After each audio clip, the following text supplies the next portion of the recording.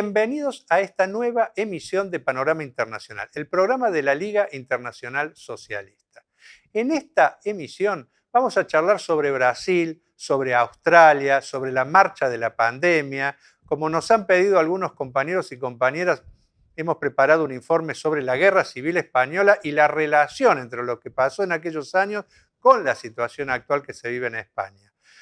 Muchos compañeros también nos han pedido que abordemos el tema de la Internacional Progresista, que el fin de semana hizo una nueva reunión. También que abordemos el tema de las elecciones en Estados Unidos, los debates que allí existen entre la izquierda. Bueno, no hemos llegado en esta oportunidad, pero nos comprometemos a que la próxima semana prepararemos esos temas y otros más. Bienvenidos nuevamente a esta nueva emisión y espero que el programa les resulte agradable.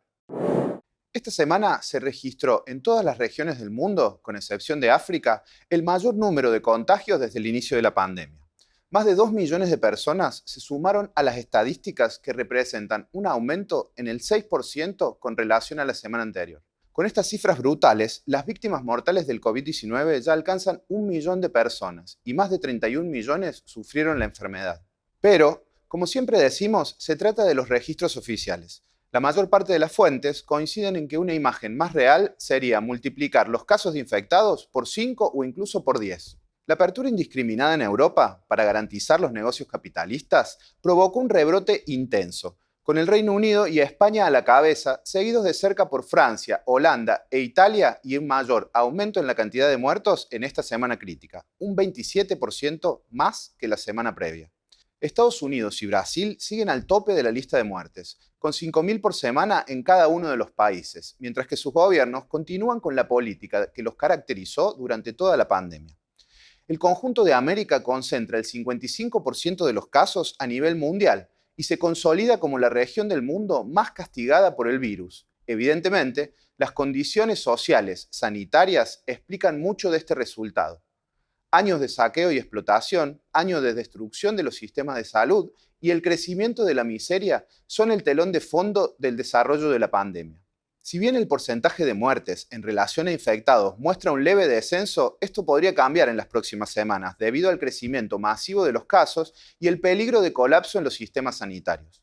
Tal como lo reflejamos en la última edición de Panorama Internacional, el equipo de salud es el sector más golpeado por esta realidad y por las políticas de los gobiernos. Se reproducen las escenas alrededor del mundo que reflejan esto. Un aumento en el número de muertos y contagiados en la primera línea y también, como decía previamente, por la permanente amenaza del colapso de un sistema sanitario sostenido por las y los trabajadores a costa de sus vidas. Esta escena se completa con la salida a la luz de las precarias condiciones de seguridad, salariales y de trabajo en general del personal esencial, y el contraste con el aumento de los gastos en sostenimiento, equipamiento y salario para las fuerzas represivas. Si de vacunas hablamos, el optimismo que intentan transmitir a algunos gobernantes, con claras intenciones de seguir impulsando la apertura económica, contrasta con los datos científicos que muestran que las más avanzadas se encuentran aún en fase de prueba y sin tener una real dimensión de la efectividad de las mismas, y sobre todo, de los posibles efectos perjudiciales para la salud. Esto confirma, como lo sostenemos desde la LIS desde el primer día, que las medidas de seguridad personal, los testeos y las políticas de aislamiento social son las más efectivas para enfrentar la pandemia. Por supuesto, con las necesarias medidas sociales y económicas para que puedan ser garantizadas por las y los trabajadores y los sectores populares. Nos vamos ahora hasta Australia para conversar con nuestro compañero Jordan Humphrey de la Socialist Alternative. Hola Jordan. Socialist Alternative ha sido impulsor de la campaña La democracia es esencial, desde la cual se busca defender el derecho a la protesta en el estado de Nueva Gales del Sur. ¿Nos puedes contar, por favor, cómo surge esta campaña, cuáles son sus objetivos y cómo se ha desarrollado hasta ahora? Definitely. Well, the origins of the campaign are in the unprecedented crackdown on the right to protest in New South Wales. So there's been a number of demonstrations now which have been broken up by the police, where people have been arrested, where fines are being given, starting a few months ago with the Black Lives Matter protests here in Australia, which were in solidarity of the ones in America, but also taking up the question of Aboriginal oppression here. A lot of them were broken up, and now we're in a situation where all protests in the state are effectively banned indefinitely until the police decide otherwise. And this is a pretty ridiculous situation because in New South Wales, the state has been almost totally opened up. There's very little restrictions and activity, despite COVID still being around. There's 5 or 6 cases a day at the moment, but 500 people can go to the casino. There's announced 40,000 people can go to the football, to the stadium, and yet more than 20 people aren't allowed to go to a protest without people being issued fines and arrests. And at the latest protest at Sydney University, which is one of the main kind of activist campuses in the state, one of the protesters there was arrested and taken to the prison overnight. And they say that they're going to escalate the charges against him, which includes an $11,000 fine and the possibility of 6 months imprisonment as a maximum penalty. So a really serious escalation there. So a number of us in Socialist Alternative and other left-wing activist groups have gotten together to say we need to organise a campaign to fight back against this attack on our democratic rights. And so, that's the origins of the campaign. And it's a relatively new campaign. It's only been around for about a month, but we've already had a campaign launch. We had 120 people come along. We've got a number of important kind of left-wing politicians, civil rights journalists, lawyers, trade union activists, and other social activists who have gotten involved in the campaign. And we hope to continue to broaden out and build it into the future. And there's a number of demonstrations coming up over the next couple of weeks. There's actually one tomorrow, again at Sydney University. There's one on the 10th of October about trans rights against a kind of right-wing bill that's being put to the New South Wales Parliament. And there's another education rally happening on the 14th of October. So we're trying to build support for those protests and to help them fight back against this anti-democratic assault. Bien. En la declaración de la campaña hablan de la necesidad de defender el derecho a la protesta en el marco de una crisis que golpea a la clase trabajadora. ¿Nos puede dar un breve panorama, por favor, de la situación social y política de Australia en el marco de la pandemia? Absolutely. And I think this is important because we can't just, not protest for a year or a year and a half or however long the virus continues to be in Australia, because a lot is going on. And capitalism is continuing all its kind of horrors upon people, whether it's Aboriginal people. An Indigenous woman was killed recently in police custody in Queensland, and there were protests up there about that. Whether it's refugees who are locked up in the detention centres, whether it's the climate crisis. The federal government have just announced a new climate policy, which is all about fossil fuels and more of them, particularly gas production, as a way to restart the economy after COVID. So that's going to be a big fight with the bushfire season coming back again as well. And the economic situation is, pretty terrible for a lot of working class people, particularly because the economic relief packages that the government granted at the beginning of the crisis are beginning to be wound down. So over the last couple of days, they've introduced cuts to the JobKeeper and JobSeeker payments that we have here in Australia, which were bonus payments given to workers who are made unemployed by COVID, as well as workers who had their hours cut under COVID. So they're being cut back by several $100s, and they're proposed to be cut back again at the end of December, at the end of the year as well. So that's a big attack upon people when there's whole sections of industry and workplaces which have had big job cuts and job losses, and will continue to do into the future, you would imagine as well. It's going to be quite hard for people to find a job even in the post-COVID economy. This is particularly the case in the university sector, where the economic impact has been pretty severe. All the universities are announcing hundreds and hundreds of job cuts. They've started announcing over the last couple of days. And one report estimates that there could be 30,000 full-time equivalent positions gone by the end of the year in the university sector, which is a really severe attack upon universities. The federal government has refused to give a bailout to universities, which has kind of pushed us along, but also university management, been kind of pushing for cuts to jobs for a long time to rationalize things. So that's a big, crisis which is developing absolutely. There's also the ongoing situation with COVID, which is really important, and it is quite uneven across Australia. So in New South Wales, like I mentioned before, there still are several COVID cases every day, but it's relatively low despite the opening up of the economy. In Victoria, it's quite a different situation where until recently they had hundreds of cases every day, and they've had hundreds of people die over the last couple of months, particularly in the privatised aged care system, which has been a real disaster zone. And it's become quite a kind of pressure point upon both the state and federal government. It's talked about a lot in the media and kind of in society more generally, what terrible places these are. On top of that, there's a political campaign which has been launched by the bosses and the right-wing media and the Liberal Party, who are the Conservative Party here, against the state Labor government in Victoria, who have taken relatively serious measures to restrict workplaces and social activity to try and get on top of the virus.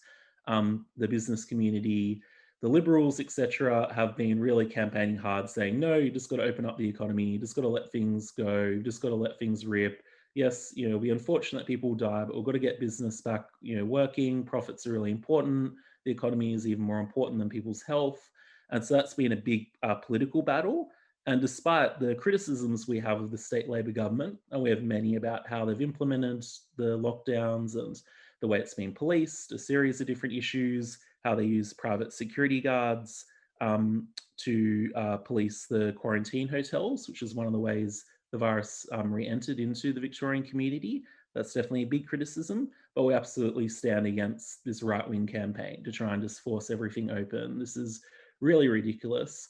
And despite the really hysterical nature of it, it's positive that the poll I saw just this morning is that 62% of people in Victoria support the government continuing with the restrictions, despite the kind of business crusade. So that's positive.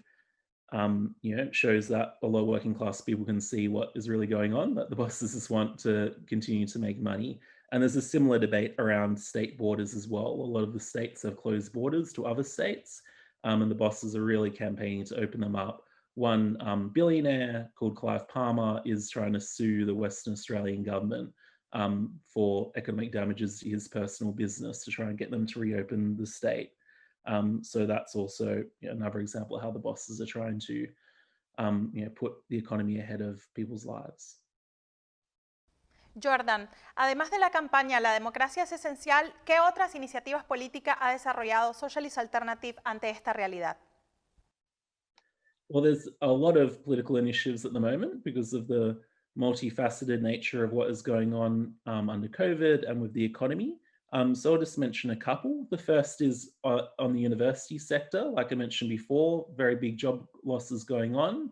Our comrades are involved in a very serious rank and file fight back against that within the trade unions, which has been going on for several months and has been a really important political development because the leadership of the National Tertiary Education Union, which covers both academic and general staff at universities, has been really crap. They initially proposed to the bosses their own plan for job cuts, which they wanted to see implemented. The Job Protection Framework was what it was called.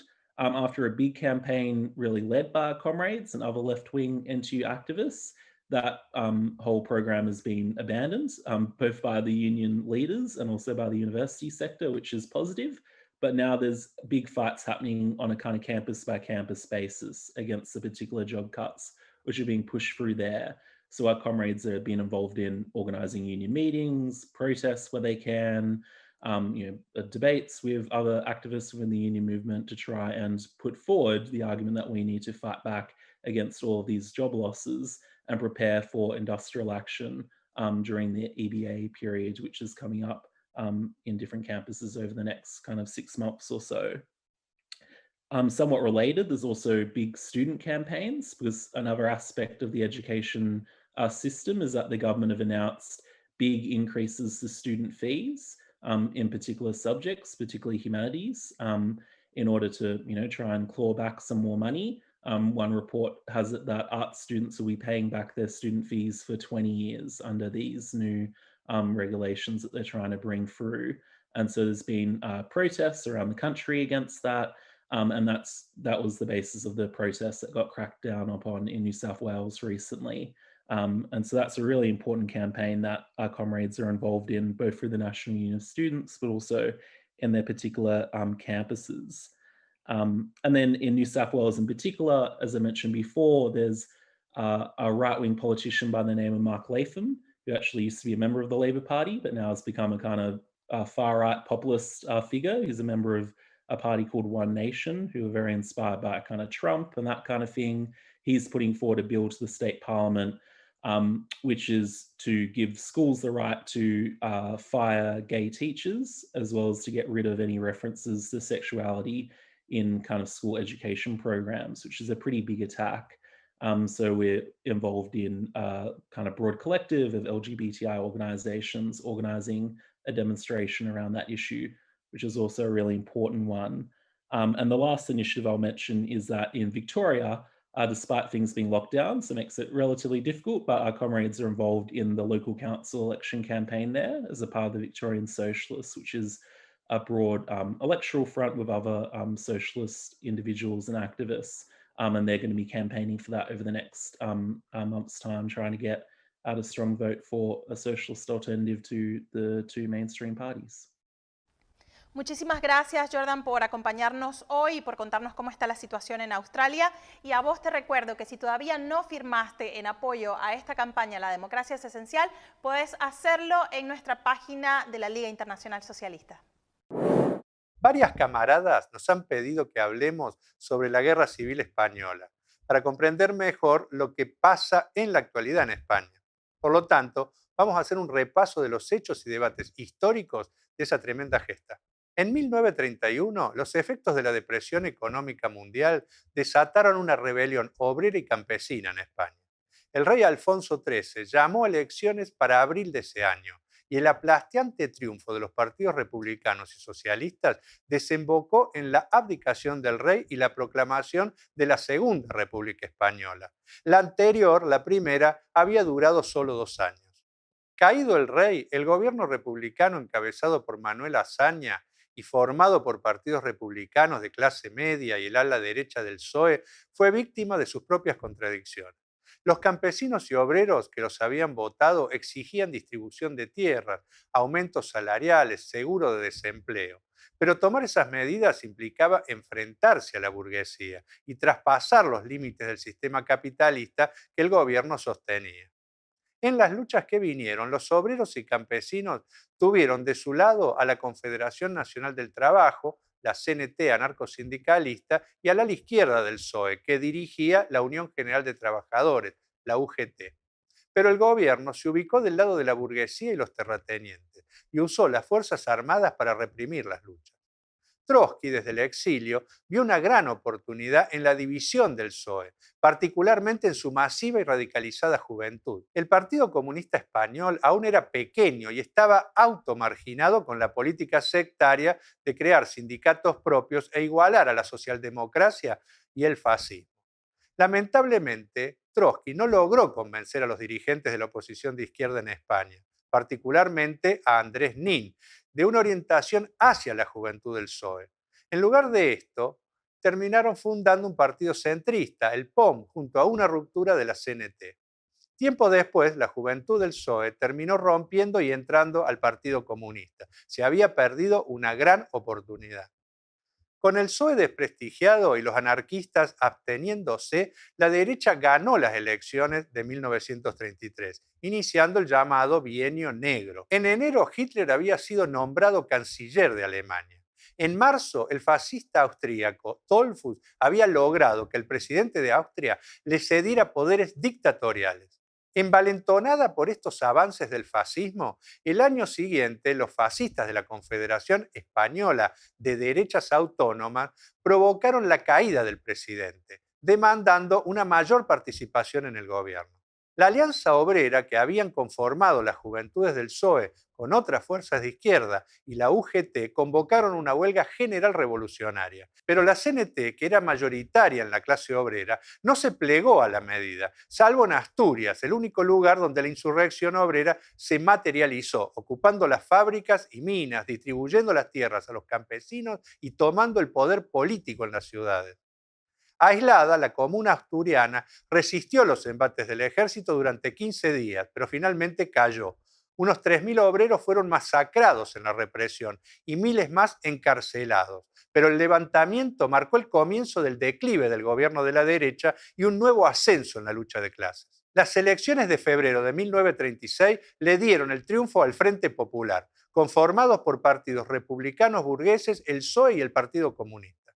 De acuerdo a sus necesidades diplomáticas, Stalin había abandonado la política sectaria del periodo anterior y ordenado a los partidos comunistas formar frentes políticos con los sectores supuestamente democráticos de la burguesía. Defendía la teoría de la revolución por etapas, en la primera de la cual se debía consolidar una república burguesa, dejando la perspectiva socialista para un futuro incierto, lo opuesto a lo que había llevado a la conformación de la URSS dirigida por Lenin y Trotsky.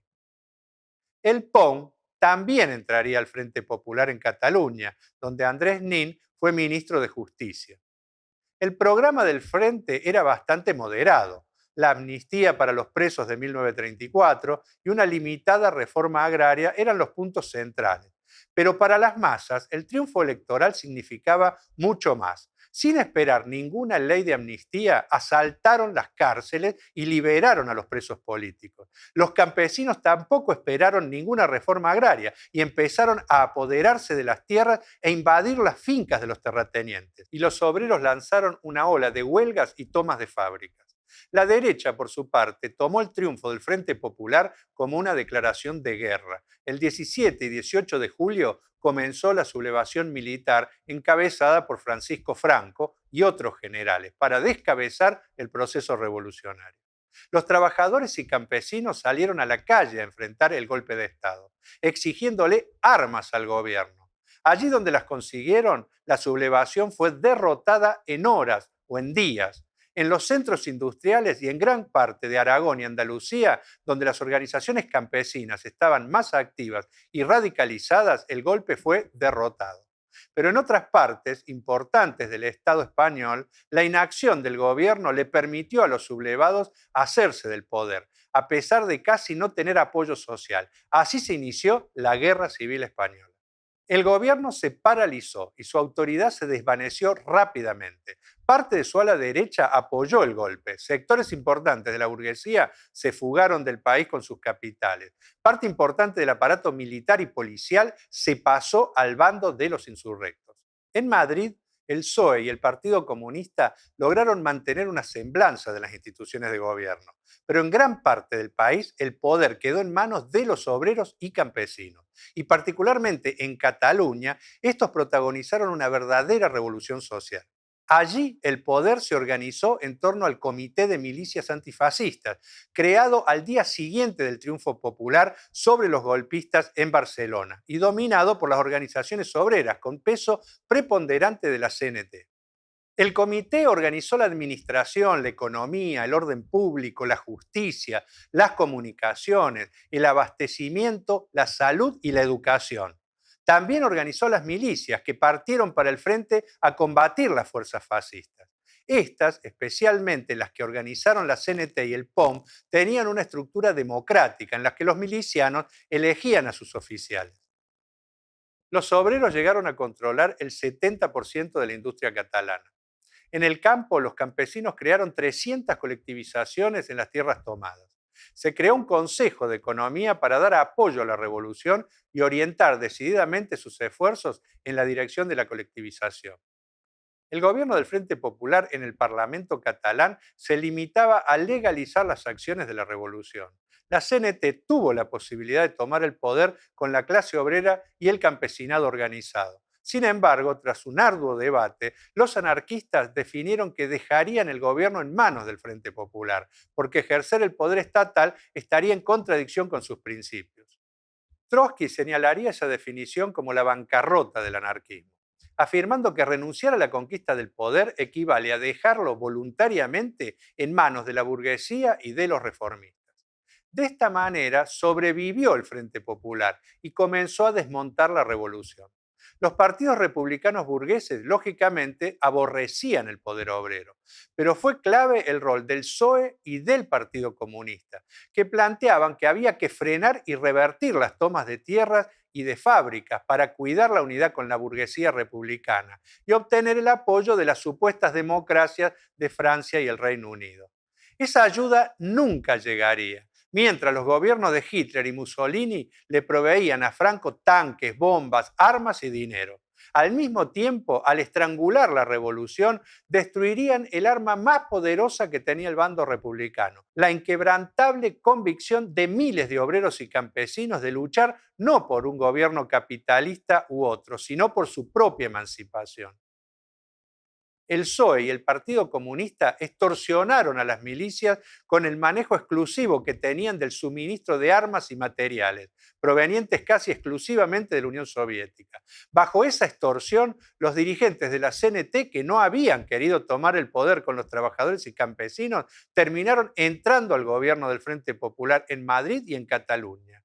Una vez neutralizada la CNT, el Partido Comunista y el PSOE pasaron a la ofensiva. Con el chantaje de las armas lograron disolver las milicias democráticas y reemplazarlas por un ejército regular bajo su mando, efectivamente desarmando a los revolucionarios en el frente.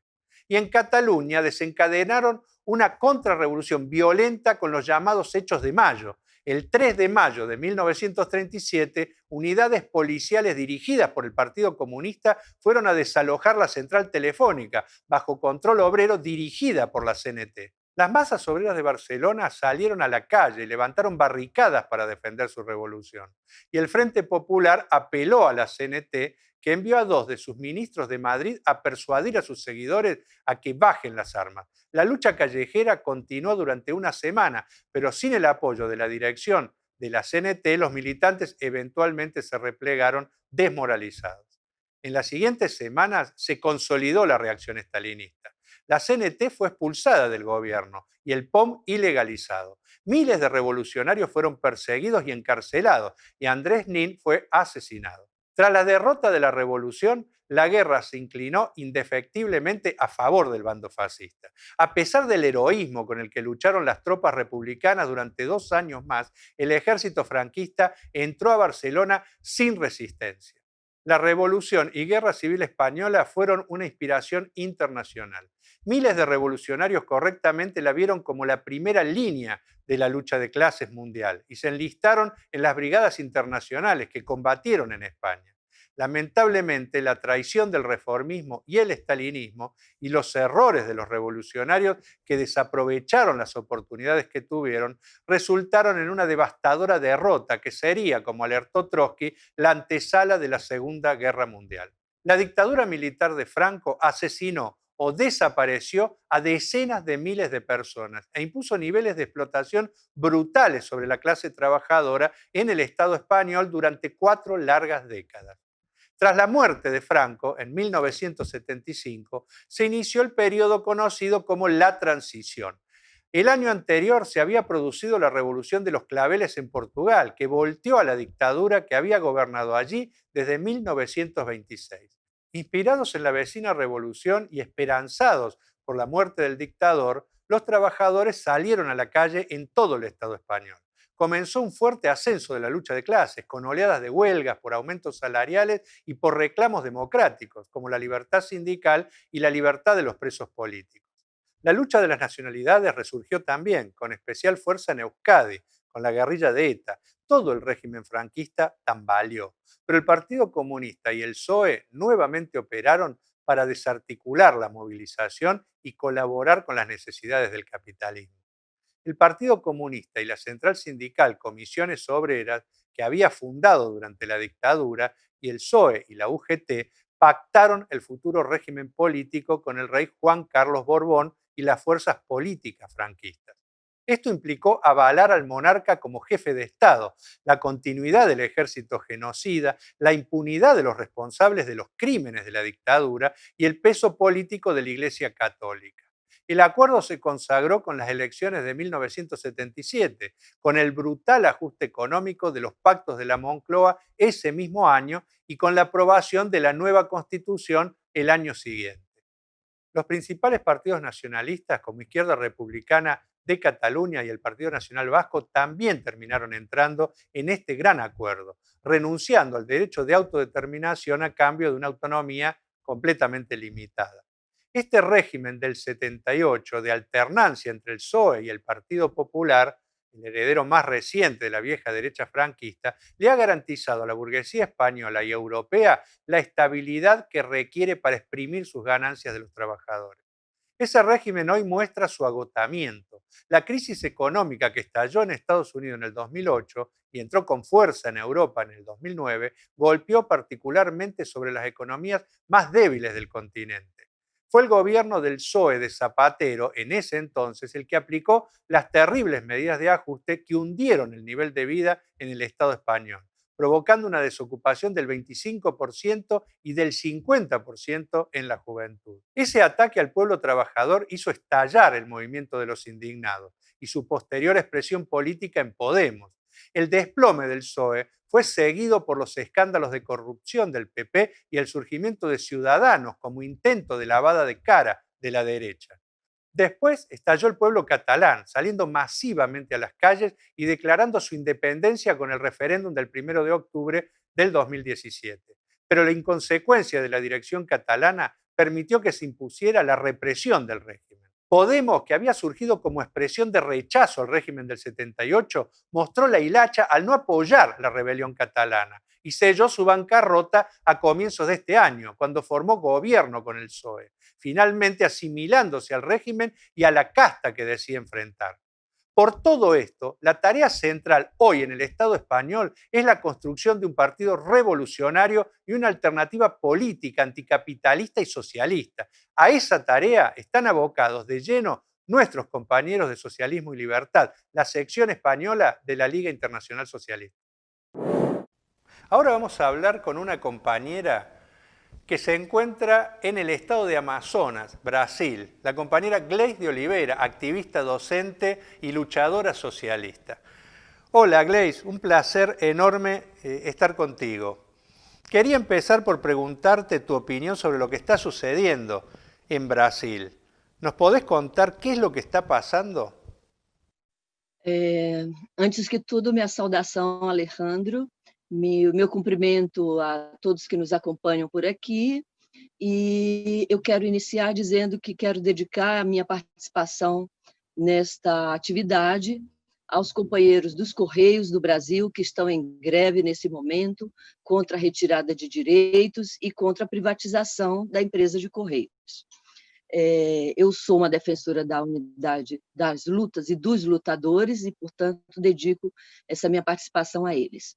Toda a nossa classe está vivendo um período terrível da nossa história, com um governo de extrema-direita que nega a ciência e os cientistas, que trata de privatizar, ou seja, trata de implementar toda a política neoliberal, que significa a ausência do Estado dos serviços, aqueles serviços que são essenciais para a nossa classe, para a classe trabalhadora. Então, educação, saúde, segurança, moradia, tudo isso aí são uma isenção das responsabilidades por parte do governo Bolsonaro.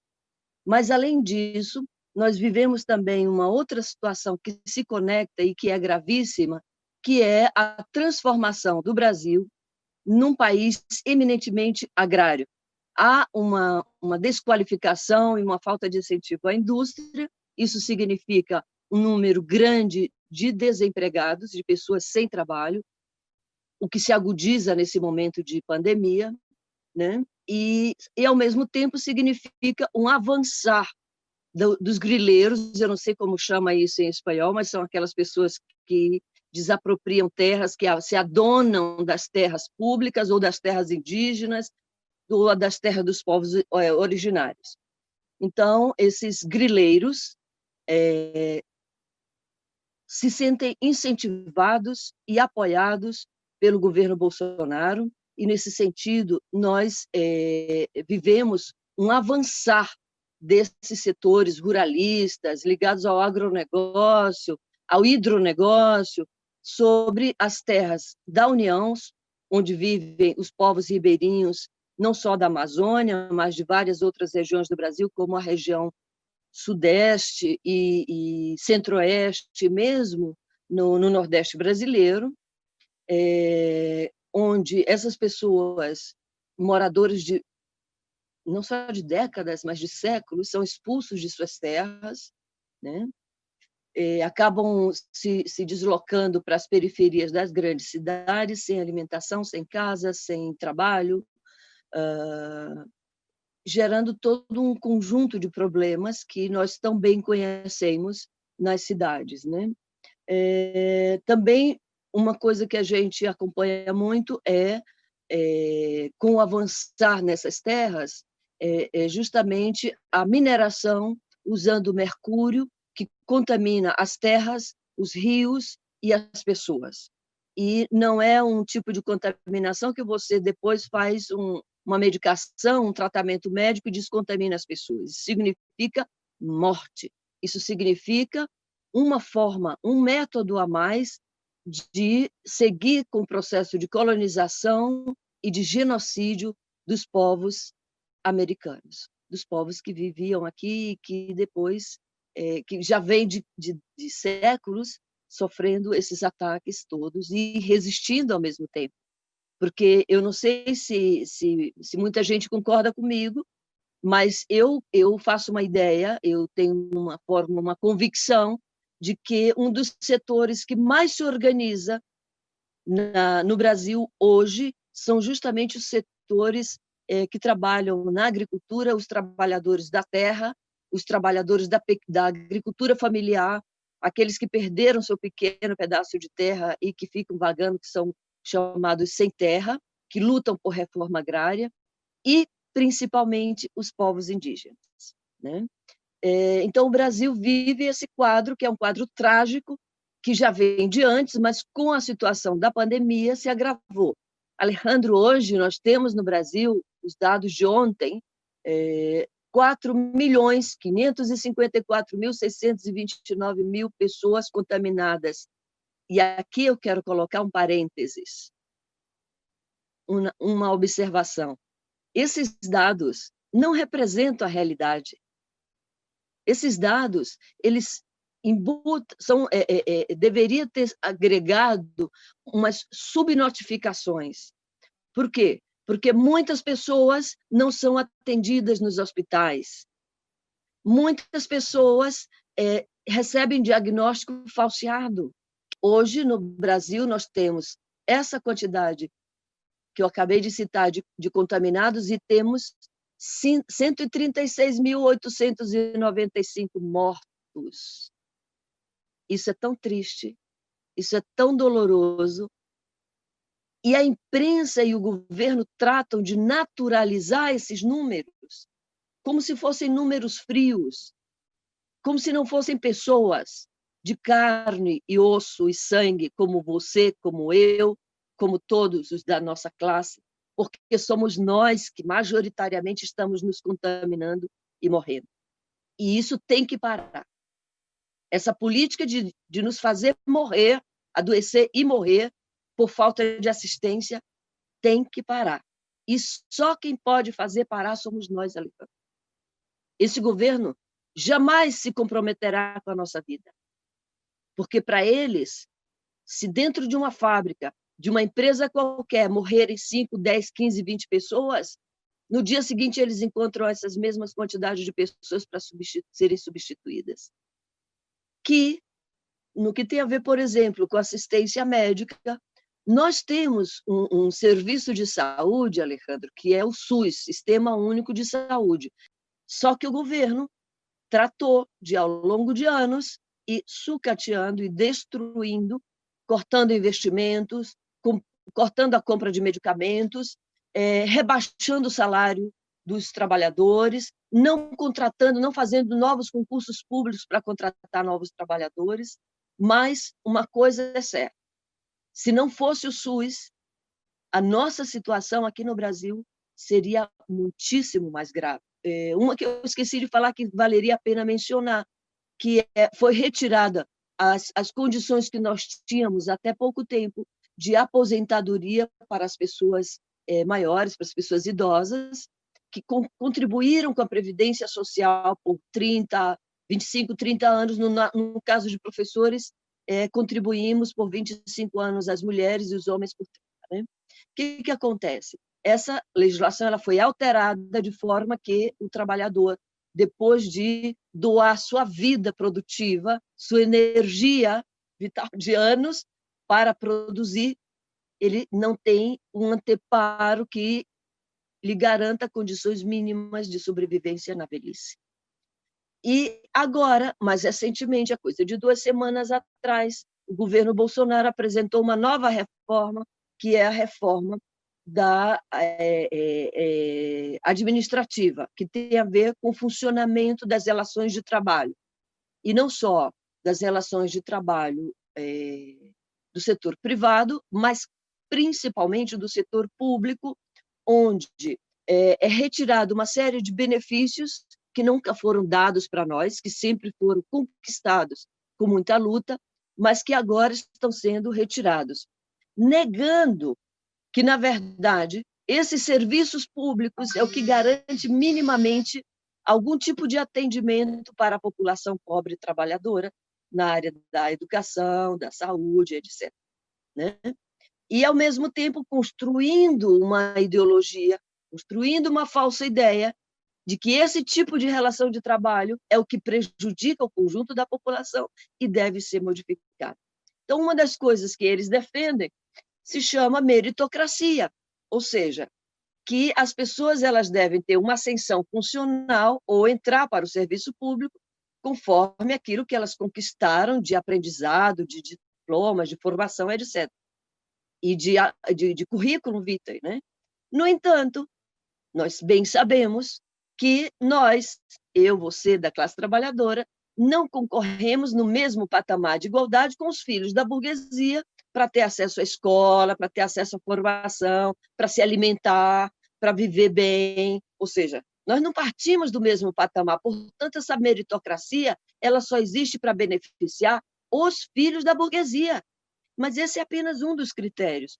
O outro é a ausência do Estado. O Estado se colocando como um parceiro das empresas privadas, onde, na maioria das vezes, os benefícios dos investimentos do Estado, que são investimentos que são fruto da nossa contribuição através de impostos, são repassados para os empresários. Aqui no Brasil, e acho que é no mundo todo, os principais beneficiários são os bancos, é o sistema financeiro mundial. Mas não são só. Aqui no Brasil vem se beneficiando muito o agronegócio, o hidronegócio, por isso estou te dizendo que há um processo de secundarização da indústria nacional e uma ampliação na ação e nos benefícios do agronegócio e dos setores agrários, mineração, inclusive os benefícios também do ponto de vista de que aqueles crimes que eles praticam de se adonar de terras, de se usar impropriamente, fazendo contaminação, de matar pessoas para ocupar suas terras, eles recebem o beneplácito da lei e da impunidade que a própria Constituição não é respeitada. Y del estado de Amazonas y de Manaus, donde tú vives, ¿nos podés contar cuál es la situación? Com muito gosto, comparto com todos essas informações. E, nesse ponto da Amazônia, eu quero fazer uma menção especial a um acontecimento que vem de alguns dias, que é uma verdadeira chacina que aconteceu numa região do município conhecido como Nova Olinda do Norte, cerquita, e fica o rio Abacaxis, que é uma região que conta com uma população de ribeirinhos e também de 2 etnias indígenas, e que há poucos dias tiveram várias pessoas, um conflito que gerou 8, 9 assassinatos e que contam ainda com mais ou menos 5 desaparecidos. Um secretário de governo do Amazonas, junto com um grupo de amigos, foi até a região para uma pescaria, e como os povos indígenas e ribeirinhos fecharam a circulação no rio por conta de se proteger da pandemia, eles agora pedem, né, que as pessoas tenham uma autorização para entrar no Rio Abacaxis e pescar ou passear, o que seja. E essas pessoas, obviamente, não tinham autorização nenhuma, trataram malíssimo, com arrogância, as pessoas que se dirigiram a eles pedindo essa comprovação, e aí houve um conflito, um tiroteio para lá e para cá, e depois o governador mandou mais polícia, a polícia fez invasão de casas, tortura de pessoas, ou seja, nós estamos aí com saldo de vários mortos, pessoas desaparecidas, e isso é uma coisa que vem acontecendo com uma frequência cada vez maior na Amazônia, porque essas pessoas que praticam esse tipo de ação contam com a impunidade da justiça e desse governo. Isso é uma tragédia. Mas conto para vocês que o Amazonas, que é um estado continental, se o Brasil é grande, o estado do Amazonas é um estado continental, nós temos uma subdivisão com 62 municípios, sendo que desses 62 municípios, Alejandro, só um deles, que é onde está a capital, Manaus, conta com unidades de tratamento intensivo. Só um, considerando essas distâncias continentais. E, perdão, obviamente que em casos de crise, de necessidade extrema, ou a pessoa morre, ou ela tem que ser deslocada para Manaus. Não tem como, não tem outra forma. Isso demonstra o descaso histórico com a saúde da população amazônica. Isso não é aceitável, de governo nenhum. E aí eu quero lembrar que o Brasil e o Amazonas não foi sempre governado por Bolsonaro, não. Então, os governos anteriores têm sua parcela de responsabilidades e vão ser cobrados sempre, porque nós temos memória e nós não vamos deixar de apontar o dedo e dizer vocês foram responsáveis. Foram e são responsáveis pela morte dessas pessoas. Então, existe uma estatística que diz que em Manaus a média de mortos diariamente em Manaus seria em torno de 30. Chegou a 130. Imagina? Visualiza isso. Então, é no meio desse panorama que nós temos um Estado que nega a informação, que repassa informação falsa para a população, que tem o deboche de ir nos meios de comunicação de massa dizer que nós superamos, que não existe mais pandemia e que nós temos que voltar a uma economia normal, porque os empresários precisam do seu lucro. Como se nós não necessitássemos da nossa vida. Entende? É por aí. É por aí. Mais um detalhe, esqueci de mencionar. O avançar da pandemia para os interiores da Amazônia, para as cabeceiras dos rios, para os territórios indígenas, se deu, muitas vezes, ou por funcionários da Fundação Nacional do Índio, que foram para as comunidades, para as aldeias, sem serem testados, que é uma irresponsabilidade, ou por militares.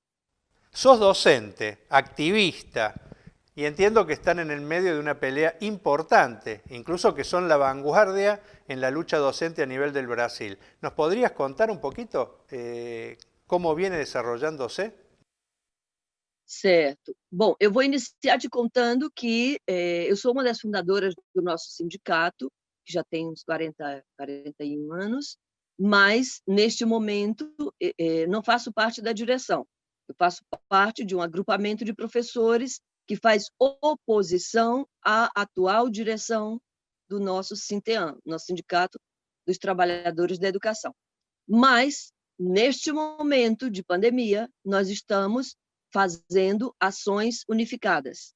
Não poderia ser diferente. Neste momento, nós temos que saber quem é o nosso inimigo e unificar as lutas e os lutadores. Então, nesse sentido, eu conto para você que no dia 10 de agosto, foi o reinício das aulas na rede estadual. Nós temos duas redes públicas, que é a rede estadual e a rede municipal. Eu sou da rede municipal, mas o governador decretou o retorno na rede estadual para as escolas de ensino médio, ou seja, para os adolescentes, né? Essa rede, esse segmento da rede estadual é composto de em torno de mais de 106 mil alunos e 123 escolas.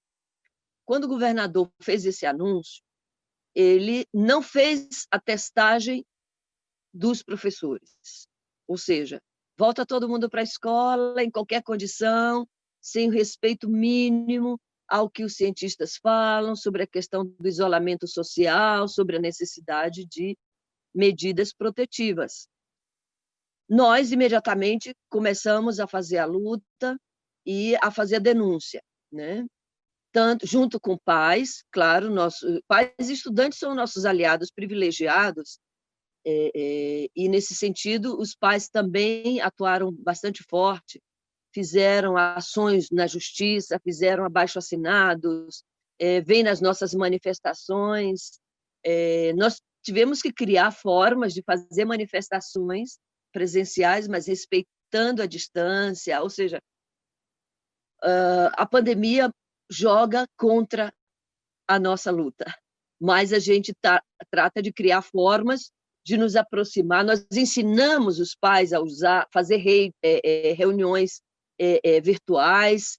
Muitos deles não sabiam, muitos dos nossos alunos não sabiam, muitos de nós, professores, não sabíamos como fazer. Pois, Alejandro, nós conseguimos, então, que o governo começasse a testagem nos professores. Mas isso não é suficiente.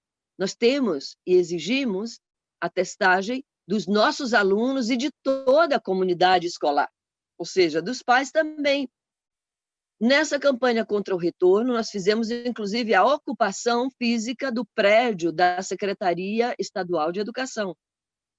E nós conseguimos que o ensino fundamental, que são aqueles estudantes da faixa etária que vai até os 11, 12, 13 anos, já são as crianças mesmo, né? Que eles não fosse feito o retorno deles. Isso representaria mais 110 mil alunos na escola, nas ruas, no transporte coletivo, nas escolas, etc., etc.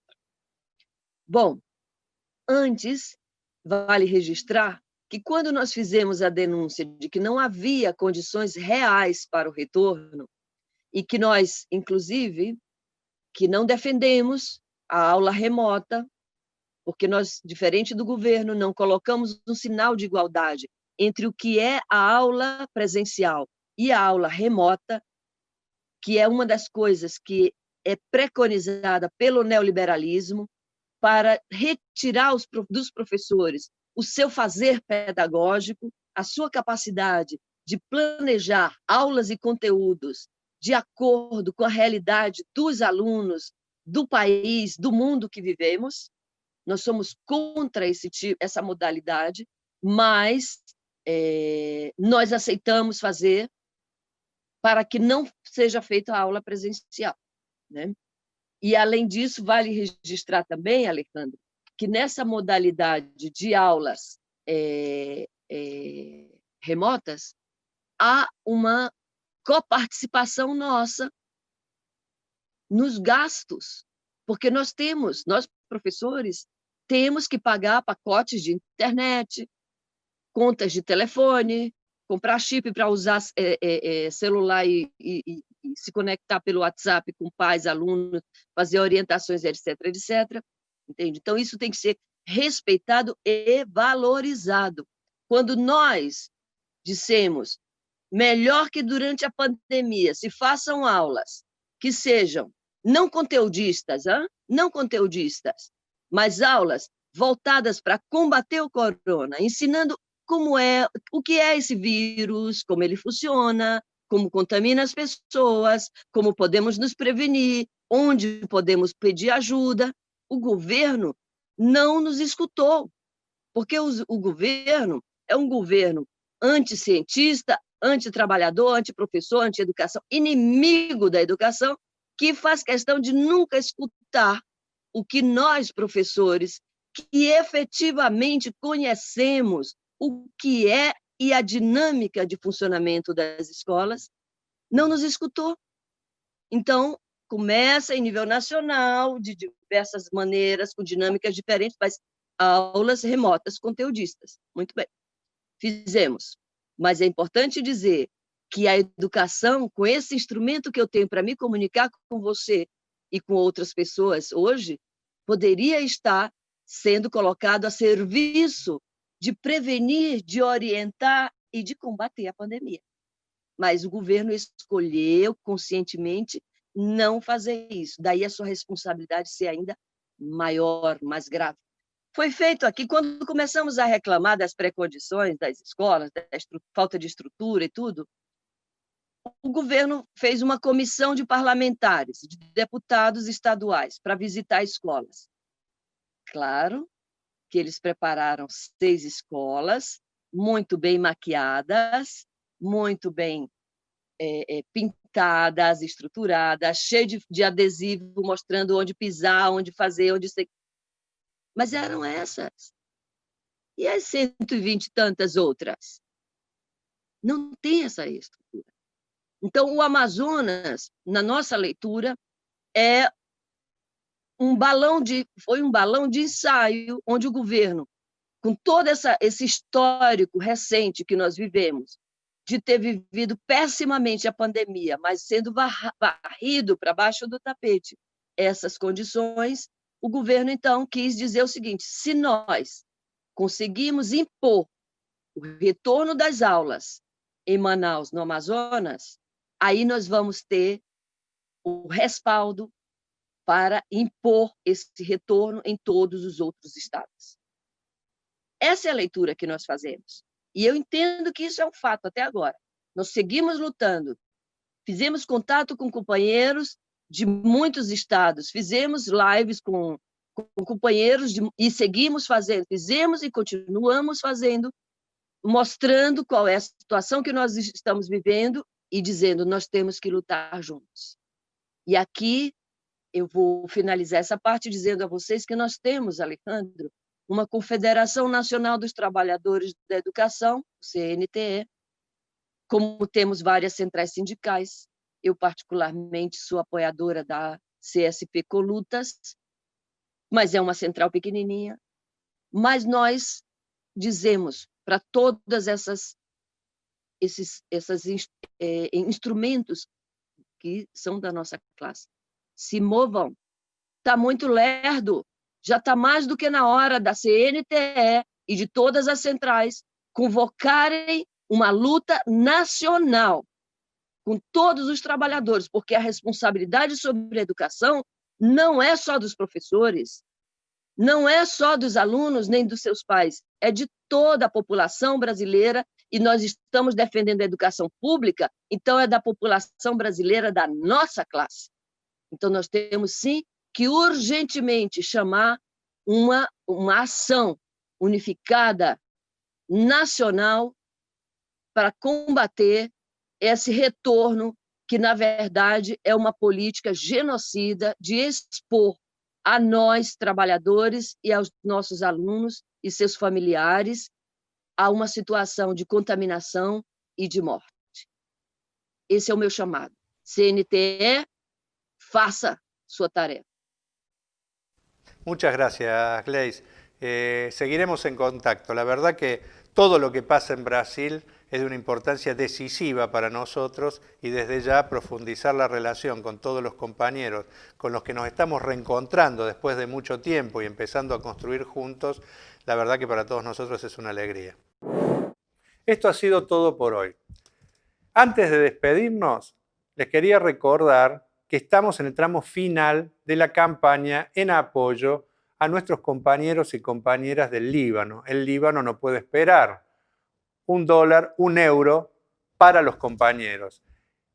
Si no aportaste, todavía tenés tiempo. Y a todos los compañeros que están desarrollando la campaña, no aflojemos en los últimos días para que esta campaña, que ya está siendo muy exitosa, lo sea aún más. Nos vemos la próxima semana. No se olviden de seguirnos a través de las redes sociales y de nuestra página, la página de la Liga Internacional Socialista.